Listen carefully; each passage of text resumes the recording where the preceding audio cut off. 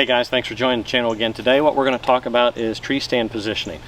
What I'm mainly talking about is lock on, hang on tree stands, but this would match also the same if you're using a ladder stand system.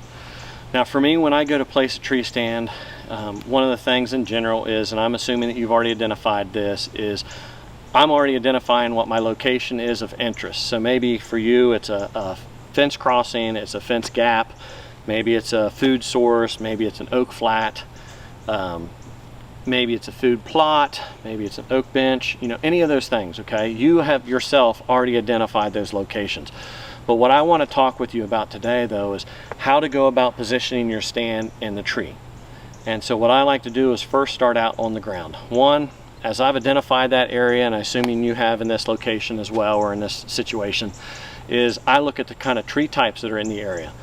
So let's say my point of interest is behind the camera and I want to start looking at first what's the wind direction and what's the sun's path of travel.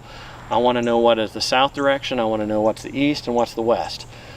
Reason I'm doing that, for example, is the sun's going to be, during the deer season, it's going to be more facing or low on the south side. So it's going to, let's say, rise east to west. I don't necessarily want to face my stand in that path of travel to where that sun is just beating on me all day or late in the day or early in the morning. You know, if I'm sitting here trying to stare into where I think the deer are going to be coming from and the sun is rising right behind it, one, I'm blinded by the sun, and it would go the same on the inverse on the sunset. I don't want to sit there where I'm being blinded, but at the same time, I don't want to have a giant spotlight being casted on me and my movement being highlighted if that's where I expect the deer to be coming in from. So generally, I'm going to position myself to where I'm either on the shaded side of the tree or I'm offset somehow, or I have good cover maybe from other trees to help shield or protect me from it. But I just, you know, I've had those sits before where I've had to stare into the sun or it's beating on me, and especially early season, I'm burning hot. So that's why I'm checking it. I'm also obviously wanting to know the wind direction, because if my point of interest is behind the camera, I need to know based off my preferential wind that my wind normally comes out of the west. Now I also might have other wind directions, so I might sit multiple sets so that I can hunt this spot, if it's that good, for the varying wind directions. And generally what I like to do is I'll take notes on each of my tree stand locations and I'll indicate so that in a morning or in an evening real quick I can look and I know this stand is good for southwest, south, maybe a northwest kind of thing. Oh, this stand is good for a north only, and I can go down through and see what my list is of stands options based on the wind direction. Now with that being said, just because it says it's out of the west, you need to understand where your stands are hung, how that air movement works. You know, maybe it's not truly out of the west. I've got some systems or some locations to where it wraps around and shoots up a hollow, that it doesn't matter if it's out of the west, it sucks around that hollow and it acts like it's coming out of the south, and it'll shoot right up that hollow. Doesn't matter. Same way if it's coming out of the east, it'll wrap around and suck right up the hollow. So to me, it doesn't matter in that position, west, east. I know up in that hollow, it's going to draw right up the hollow and out. The thing I have to worry about in that case is thermals.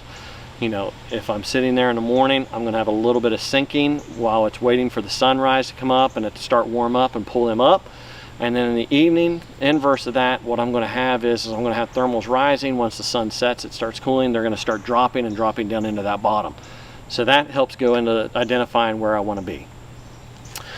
So now that I've taken that into account, the things I also am looking at, as I mentioned earlier, is the types of trees.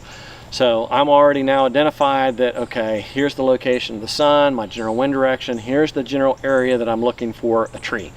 I'm looking for a tree that's bigger than the width of my shoulders generally. I'd like to have multiple limbs. I'd like to maybe even have a fork in the tree, something that I can get up and get background to and cover. I don't want to have a single tree that I stand out and I'm silhouetted, and I don't want it to be a small tree. Combination of small tree, I don't have that background cover. Also too, if I'm hunting it in any kind of wind, what you'll find is you're sitting there and all day and it just swaying back and forth, and if you ever sit there and try to draw, you feel like you have no stability and you can't get on and be solid and confident on your shot. So bigger tree, better cover, better background, less likely to sway or swing in the wind. Now the type of tree. I want to choose a tree that I'm going to have good cover for the whole season if I can. So generally what I like to stick with is oaks and hickory. And then also too, I don't have a lot in my area, but it would be evergreens, whether it be pine or cedar. Something that would be holding those green needles and holding good cover, has a lot of limbs that I can tuck in. The benefit of the evergreens or the cedars and the pines is you might also get the benefit for scent cover as well, with having that pine scent sap action going on. So those are the kinds of trees I'm looking for. I want something that's going to hold those leaves, because once I get into mid-season, late season, all this green cover is going to be gone, and what I thought might have been a great tree turns out not to be a good one. So again, stick with the oaks, hickory, and your evergreens. So go with those tree types. Again, choose if it's a great site, multiple stand locations based on the wind direction. All right, so now I'm looking about trying to position where I want this stand. And as I said, I mentioned it, what I do is I'll sit here on the ground and I'll just kind of reenact where my stand positioning is going to be. I've already taken into account the sun direction and path of travel. I don't want to be facing into the sunset or sunrise, and I don't want to necessarily be to where it's casting on me, just spotlighting me. But what I also want to make sure and do when I'm doing that stand location is, let's say the point of interest is behind the camera. With a lock-on stand, I have some flexibility because I can droop my legs over the side and slide in the seat and position if I need to. I don't like to have to do that, but what you'll find on like your ladder stands, a lot of times you don't have that flexibility, whether it's got a full bench seat from a 2-person or it's a single person. A lot of times it'll have handrails on the side. You can't loop your leg over and be able to rotate. So you're pretty much just rotating your core if you're trying to get to that location. And that's not a good stand position or shooting position. So what you want to do is, I generally like to come off of my point of interest, and if I have 12 o'clock in front of me, I might be at like a 9 o'clock, maybe a 10 o'clock off to my side with me shooting right-handed.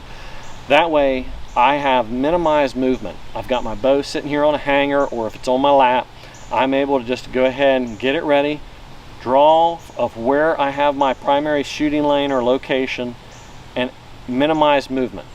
Now if I'm sitting here facing it, to do that, my bow might be hanging here. I might still have it out in front of me, but I take it off, and then now I'm either having to rotate and try to do an awkward shot, or I'm sitting here now moving, which potentially could make the stand creak, or again, that's just additional movement that I don't want or need to have. So with the lock on or with the ladder, always come off, maybe make it about 9 o'clock. If you're a left-handed shooter, you know, you'd come off and maybe make it like a 2 or 3 o'clock to where you're coming off here to that position. So guys, take those things into account whenever you're hanging your stands. Do it from the ground before you ever go up. Look at your tree after thinking about all this that I just talked about. Maybe you find that it's got limbs that are going to interfere, that are too big, you don't want to risk cutting, and that you find out another tree right next to it is even better for that. Do as much as you can from the ground before you ever set foot up in that tree, and you find yourself having to move things around, or you get up there and you say, I just don't like this setup, and save yourself a bunch of time. So guys, I hope that you found this helpful. If you did, like the video. If you haven't subscribed to the channel, ring that bell so you can be alerted to new content that's coming to you. And as always, appreciate you guys supporting the channel, and we'll see you on the next video.